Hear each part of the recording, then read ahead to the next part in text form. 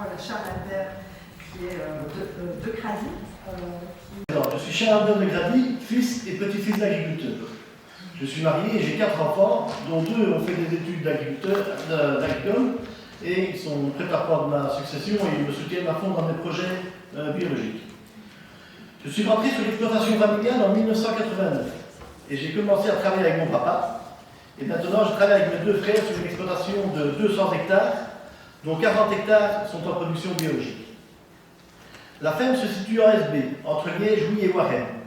Les sols sont sablo-limoneux. Ce sont de bonnes terres où nous avons la chance de pouvoir y cultiver des légumes, des betteraves, des chicorées, donc qui ont une rentabilité meilleure que les céréales. Après quelques années, je lui ai dit, mais après quelques années après avoir travaillé avec mon papa, je lui ai dit mes envies de mettre une partie de mes terres en production biologique.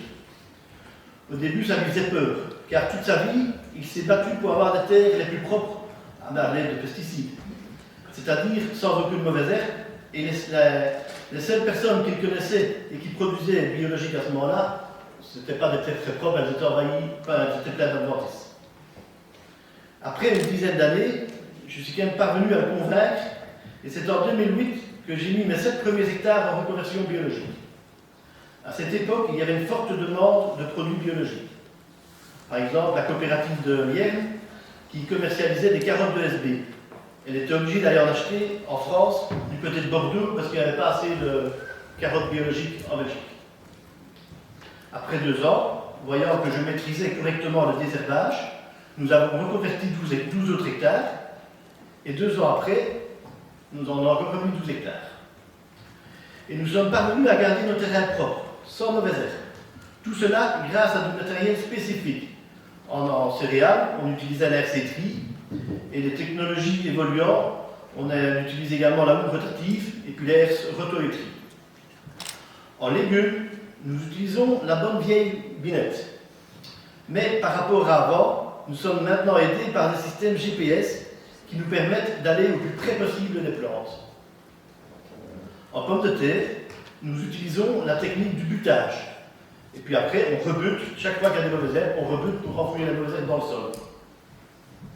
Et pour tous les légumes de printemps, nous faisons des faux semis afin que les mauvaises herbes poussent et on les détruit avant le semis ou avant la levée de la culture. Nous détruisons les mauvaises herbes soit mécaniquement avant le semis, soit par brûlage thermique après le semis, mais avant la levée, bien évidemment. Bien évidemment, il nous faudra également beaucoup de main-d'œuvre, car nous sommes intransigeants, surtout pour les plantes envahissantes telles que les mourons, mais également les mauvaises herbes comme la kénopode, la camomille, certaines crucifères qui font la concurrence aux cultures, les chardons, etc.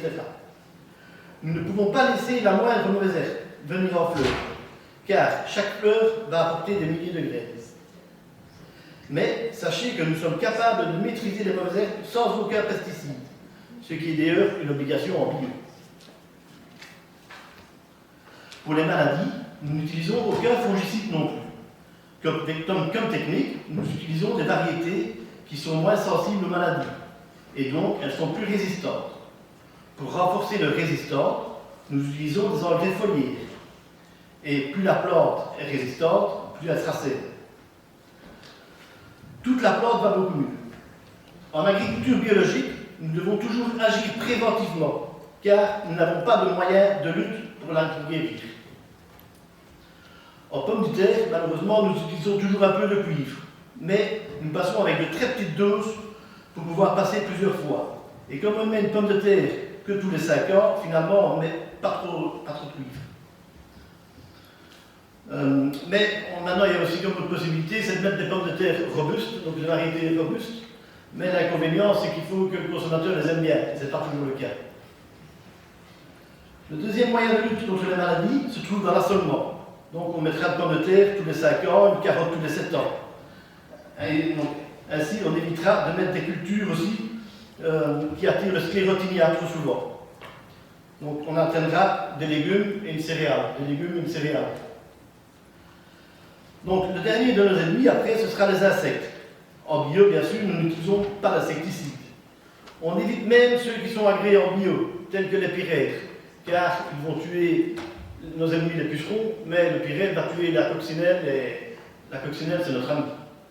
Le seul insecticide qu'on utilise, enfin, c'est un insecticide qui est bio, qu'on utilise, c'est le traceur qui agit contre le doryphore.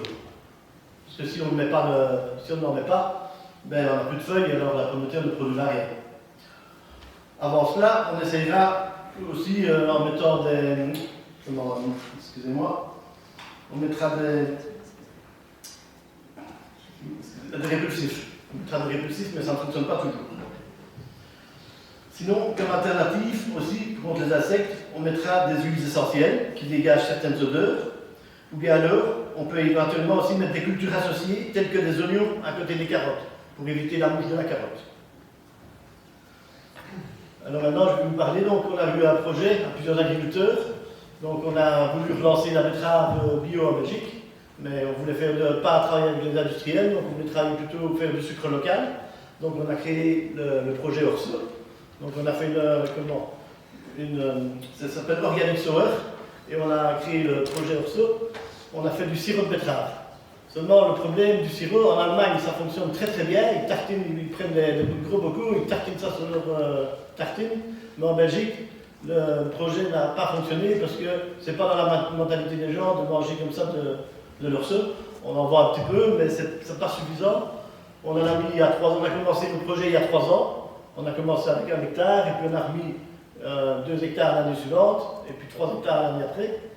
Mais le problème, c'est qu'on ne parvient pas à en écouler suffisamment.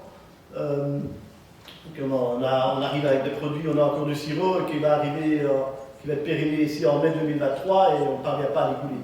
Du coup, on a décidé de faire une micro-sucrerie, donc c'est un étude. Et je voulais en profiter pour remercier le ministre Tellier qui nous a donné un subside afin de réaliser une étude de faisabilité pour voir si c'était faisable et pour pouvoir trouver aussi des gens qui voulaient l'acheter, puisqu'il nous faut aussi des industries qui veulent acheter nos produits. Voilà. Et alors nous sommes graves, on sait que c'est faisable, car il y a une sucrerie en France qui va ouvrir prochainement, enfin viennent de réussir d'avoir le brevet, et ils pensent ouvrir en 2024 avec ce sucre raffiné qui ne se fera qu'avec de l'eau et de la betterave. Alors je vais terminer par une petite anecdote. Un jour que je désherbais dans les champs avec mon papa, après quelques années en bio, nous avons pu observer un couple d'alouettes, ce qui est de plus en plus rare dans notre région.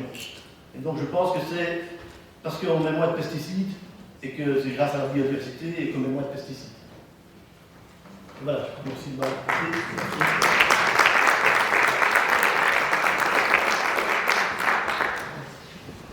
Merci beaucoup, et on voit effectivement qu'avec les deux exposés entre eux, la question de la santé, mais aussi la question de la biodiversité, parce que quand on parle des pesticides, des chimiques en général, je pense que c'est vraiment dans cette globalité qu'il faut réfléchir, et de la capacité qu'on a de restaurer la biodiversité, qui, elle aussi, est bonne pour la santé. Et donc je pense que c'est vraiment les cercles vertueux qui s'engagent.